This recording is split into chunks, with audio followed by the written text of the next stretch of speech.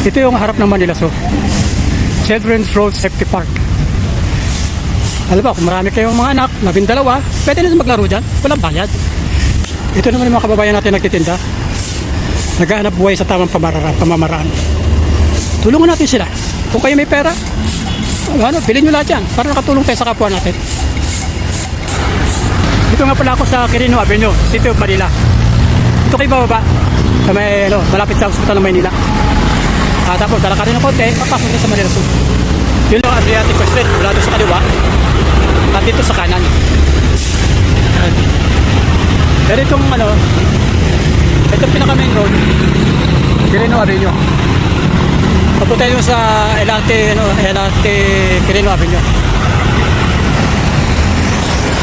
At ito naman, yung building na yan, pwede na kayo mag short time, 3 hours. Ewan ko lang kung magkano short time dito, kasi nalimutan ko na yung bayad dito ng araw eh.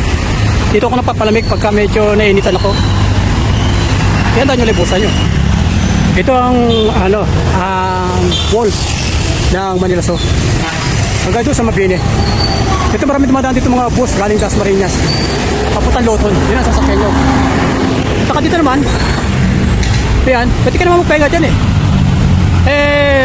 May mga discount card dyan. Problema, wala na akong partner, so kaya hindi makapasok. Una-una, budget din ang problema nyan. Yan. 3 hours na siguro, baka mura na 3 hours. Baka sa mga 300 o 500. Ewan ko lang. Kung interesado kayo, di magtanong kayo. Ako, no way. Ito ang Mabini Street sa kaliwa. At ito sa kanan. Yan. At yung diretso naman, Quirino Avenue. Ito kayo bababa, papunta Manila. Ito ang bantayong ni Apolinario Mabini. At yung kalye na yan, ipinangalan sa kanya. Yung dito sa kanan, papunta Baclaran yan. Yung dito sa kaliwa, papunta Luneta, Calao, at papuntang Quiapo. Ngayon narito tayo ngayon sa Manila Hospital. Yan, Hospital ng Maynila. Malaki yan. Ito naman ang Del Pilar Street. Nagmumula ka dun sa Calao, tutubukan nito ang Manila Hospital ng Maynila. Yan. So, ang maganda yung sasakyan nyo, pwede yung Mabini o kaya Del Pilar Street. Kaya sa may Luneta o papunta. Ito kalimitan nagagaling ng Quiapo. Ngayon itong kalye na to, ito yung Quirino Avenue. Yan. Ito marami dito yung mga biyayang galing Cavite. Ito ang Hospital ng Maynila. Yan. Ito yung sa tagiliran ng Quirino Avenue. Dito karamihan na dumadaan yung mga biyayang Cavite. Ito ang service road. Kapasok dito sa Quirino Avenue. Kaya kung doon sa Roas Boulevard, hindi ka pwedeng kumanan dito. Dire-diretso ka papunta Luneta. Kaya lahat ng mga kapupunta ng kanan, dito ang paso niya sa service road. Doon sa Pilipinas, doon sa Bangko Sentral ng Pilipinas. Yan, ito papunta ang diretso yan. Sa Quirino Avenue hanggang sa top. Malupit ang mga enforcer dito. Ito yung service road. Yan ang mga biyayang Cavite. Dito daan ang mga biyayang Cavite papunta Loton. Yan. Tapos, kakanan sila dyan. Papunta ng Quirino Avenue. Dire-diretso na top avenue yan. Ito ang Roas Boulevard. Matraffic talaga dito. Kung kayo papasok ng Quirino Avenue, hindi ka pwedeng tumanan. Dire-diretso ka. Buhulihin ka ng mga traffic enforcer. Kaya ako ingat lang. Ang napapabigat ng traffic dito, yung mga truckload na yan. Yung mga truck na yan. Kasi pag itong oras, open sila. Kaya pag ito yung hapon, off limit sila. Ito ang Philippine Yacht Club. At the same time, nandiyan ang katabi ang Philippine Navy headquarters. Ito naman ang Roas Boulevard. Ito ang Philippine Yacht Club. At ang katabi yan, Philippine Navy headquarters. Nandito tayo sa Roas Boulevard. Ito yung Dolomite Beach. Hanggang dito lang siguro, ewan ko lang. Ito sa kabila. Yung nasa una niyan, yun ang breakwater. Ang Dolomite Beach, hanggang dito lang. Yan. Siguro baka doon banda. Yun, maraming mga. Ito yung mga bagong building dito sa Roas Boulevard. Yan.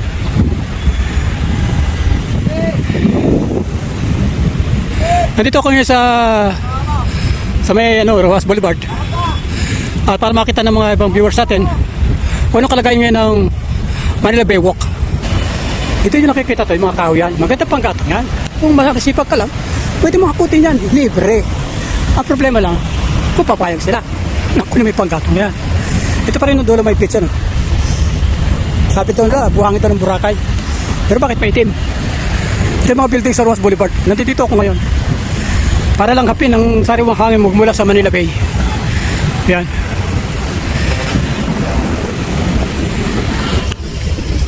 Natutuwa ako kahit paano. Narating ko rin ang lugar na ito.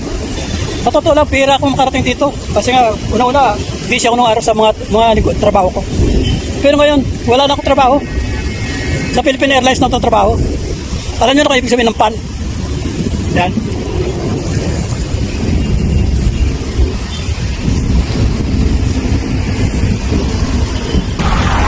Dito pa rin ako sa Baywalk ng Rojas Boulevard. Siguro nasa mga 1/4 kilometer pang lalakad ko. Mabigat ito, init. Pero kung paano papahinga naman ako, saka minum lang maraming turis. Ito sa natin kababayan, nawa naman ako, binigyan ako ng pang-alusal, pananghalian at panghapunan. Pero Brad, pwede talaga yung kind-hearted volunteers. Kahit saan ako magpunta, basta may barya ako, nabibigay ako sa kapwa ko. Kasi bahala na si Lord sa itaas. Ang magagabay sa akin. Parang tayong may edad. Sige Brad, thank you ha. Salamat. Okay, salamat. Thank you. Okay, thank you. Ito pa rin ang parte ng Rojas Boulevard. Marami ako nadadaan ng mga kaya lang matulog eh. Pero ito isa, medyo sumenyas. Binigyan ko. Yun ang barya ko kasi meron pang magbigay ng buo. Mabuti may barya akong 20. Natutuwa siya dahil kanina parang siya nagkakot. Kasi siguro, napadaan ako, binigyan ko naman kaya ng gusto. Pero kasi minsan yung kapwa natin, pag nangailangan, bigyan mo kahit paano. Kasi malaking bagay din yung kahit magputing barya lang, nakakatulong sa nila yun. Ako, pagkat nakakalakad, nakakatulong, ginagawa ko. Hindi ako itong tao na hindi marunong maano sa kapwa natin. Dahil sila, mga tao rin katulad natin. Pinagdaanan ko rin ang pagiging homeless. Kaya lang, kanya tayong diskarte.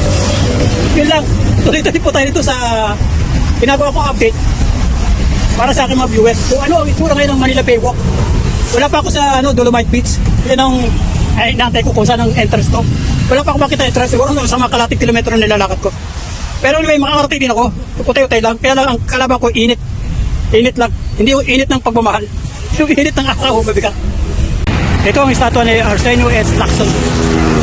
Hanggang ngayon, nandiyan pa rin siya. Talagang bilib ako dito. Matibay sa init, matibay sa lamig. 24 oras, walang tulugan. Yan ang papel niya dito ha.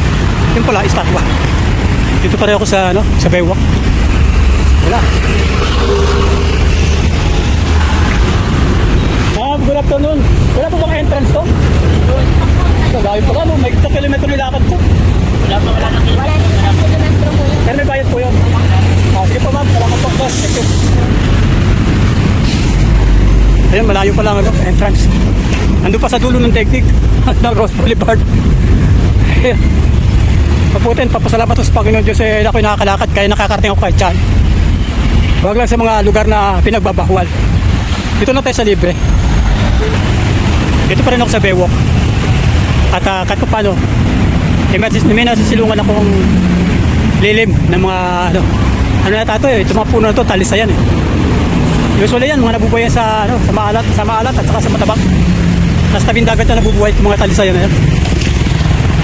Wala pa ganong tao ngayon kasi medyo alanganin ng oras ngayon eh. Ngayon mag-alauna na. Wala pa akong tanghalian. Ang kinain ko lang yung isang kanin saka sa liempo doon sa Manila Soup. Okay lang yan. Kahit pa paano pag natis mo yung gutom, parang baliwala na sa'yo. Kahit nilalakad mo, at least inom pa lang ng tubig. Yung nga lang, pag napuno na si Kapitan, nagagalit na yan. Kaya kailangan pabuwasan yung init ni Kapitan. Yun lang.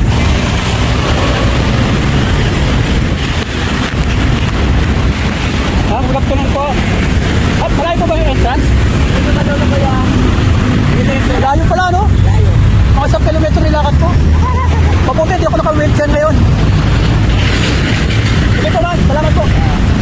Wala pa kayo tita mais dyan? May internet? Mais. Wala kayo tita mais? Mais? Nagugusto pa siya ako eh. Pero may mga tita po. Oo, meron na tita. Yan, ma'am. Salamat po. Yan. Marami pa pala yung pupuntahan ko. Grabe. Siyempre, gusto natin malaman kung yung mga kalagayan ngayon dito. Tambak yung mga panggatong dito, yan o. Ayan o. Ayaw pala kung bakit nila pamigay mga panggatong ngayon. Pamapakinabangan po ng mga sambayan ng Pilipino yan. Kasi hindi ko maintindihan ng gobyerno natin eh. Para siguro may ginagawa silang solusyon para sa mga bagay na yan. Para yung mga basura, nire-recycle. Iba talaga sa ibang bansa. At ang bagay, lalo na Singapore, nire-recycle natin nila. Napapakinabangan pa. Ang problema, wala tayo sa Singapore. It's only in the Philippines. Bye-bye.